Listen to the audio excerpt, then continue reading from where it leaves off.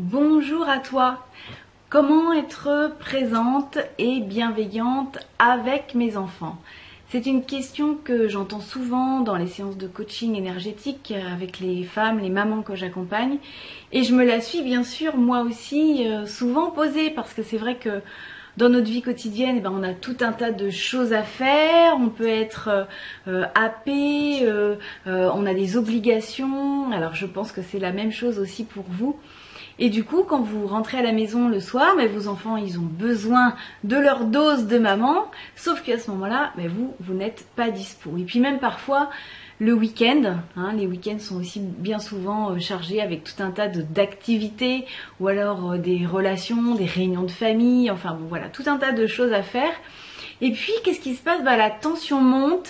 Voilà, parfois même les cris, les disputes, les injonctions, alors tout le monde se crispe, tout le monde se tend et évidemment la culpabilité arrive, vous vous dites ah là là là là, mais pourquoi est-ce que je crie sur mes enfants? Qu'est-ce qui se passe?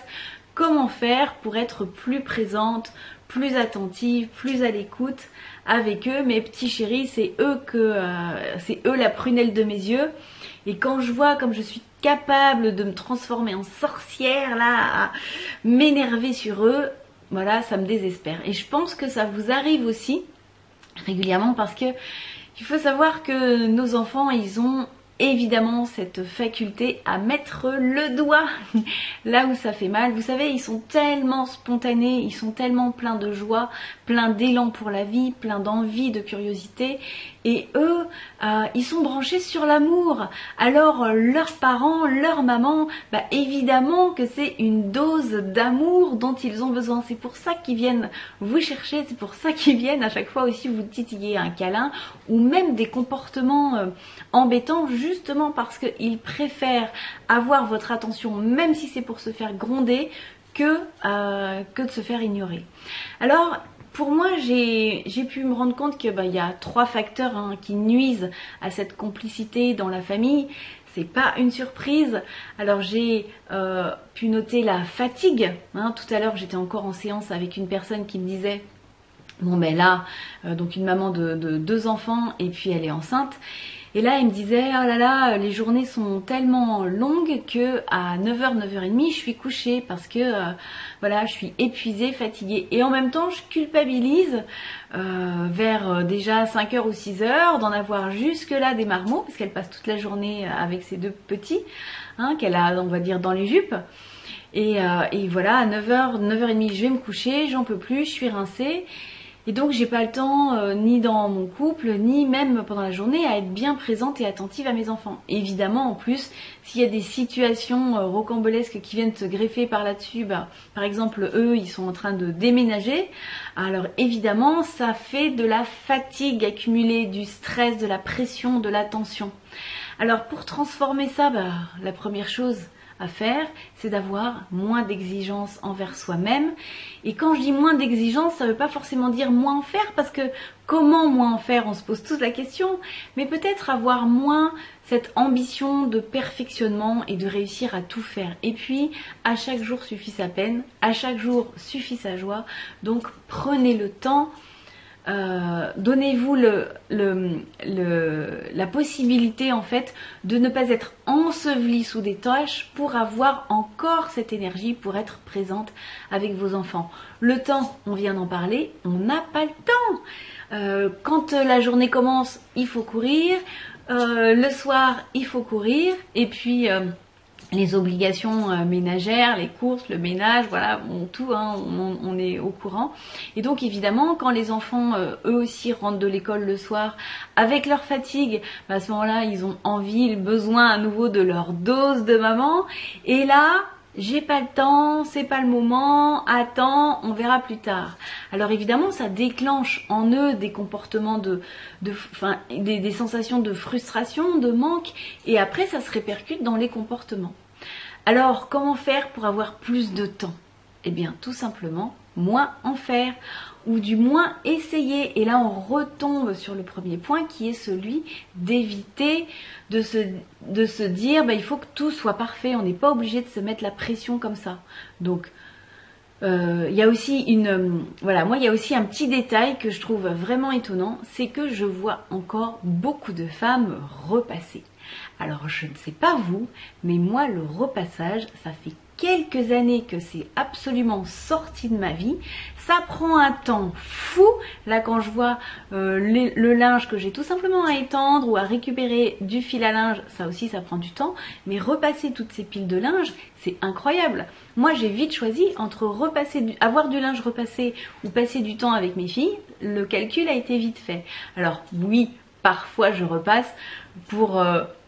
voilà, une rencontre spéciale, un mariage, mais ça doit m'arriver peut-être 2, 3, 4 fois dans l'année. Imaginez le nombre d'heures que je gagne. Alors, est-ce que ça vous dirait un petit peu de voir si vous pouviez un peu moins repasser pour avoir un peu plus de temps avec vos enfants? C'est quoi la priorité entre le repassage et le temps avec les enfants?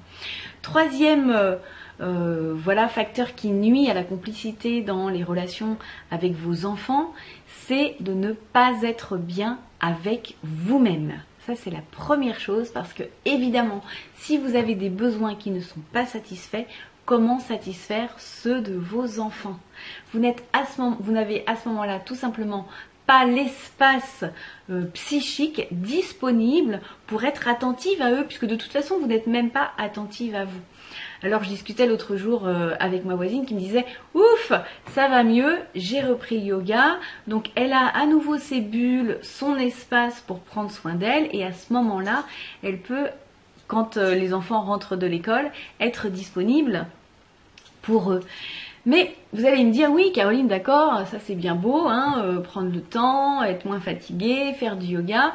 Et si on n'arrive pas à faire tout ça de toute façon parce que les journées sont déjà hyper remplies? Je ne dis pas que c'est facile, mais je dis aussi que moi j'ai trouvé un outil absolument génial qui permet de regagner de l'énergie en quelques minutes et de vous recentrer en quelques minutes également. Ça s'appelle l'EFT. EFT, c'est technique de gestion des émotions.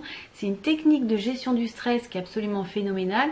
Ça c'est juste l'entrée par la petite porte, mais derrière ça ouvre à des choses absolument géniales. Moi sans l'EFT, je n'aurais pas réussi à prendre soin de moi n'importe où, tout le temps, pour quelques difficultés que je puisse avoir. Ça consiste en des tapotements, des stimulations sur des points d'acupuncture, sur des points énergétiques. Alors je vous invite, si vous ne connaissez pas encore, à découvrir l'EFT en cliquant sur le lien ci-dessous.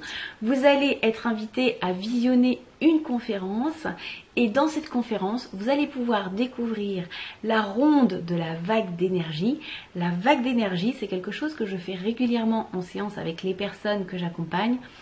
Vous allez voir qu'en quelques secondes, vous allez être recentré et que votre énergie va à nouveau tourner à l'endroit. Et ça prend 2 minutes. Alors 2 minutes, on n'a pas besoin d'une longue plage horaire, on n'a pas besoin de se déplacer pour faire du yoga, on n'a pas besoin de faire une longue sieste pour récupérer de l'énergie. 2 minutes, moi je dis que ça vaut le coup pour être pleinement bienveillante et attentive avec ses enfants. Je vous invite à cliquer ci-dessous, à voir la conférence, à récupérer la vague de l'horloge d'énergie, et je vous dis à bientôt sur carolineburel.com.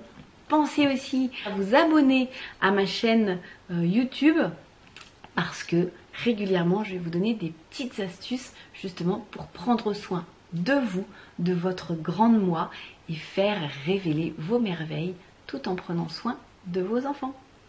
À bientôt, bis bis.